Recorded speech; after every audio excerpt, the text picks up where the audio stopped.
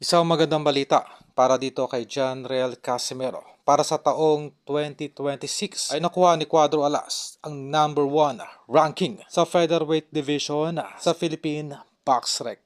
Ito ay nagpapatunay lamang na in demand pa rin itong si Cuadro Alas sa elite category dahil madali nitong nakuha ang number 1 slot sa Philippine category. Ang ibig sabihin po nito na sa oras na umakyat ng featherweight division or sa 126, itong si Naoya Inoue, itong si Cuadro Alas na posibleng maging priority fight ng nasabing Japanese fighter.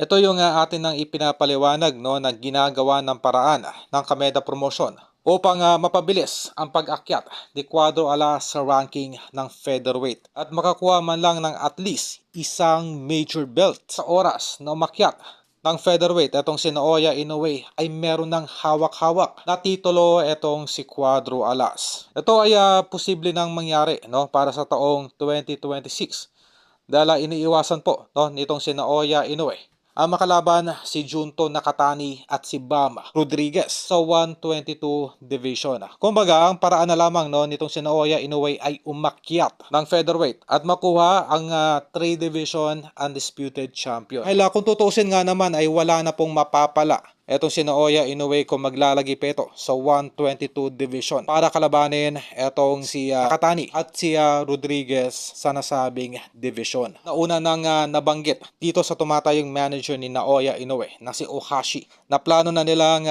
paakyatin ng featherweight etong si Naoya Inoue upang makamit ang nasabing 3 division undisputed champion.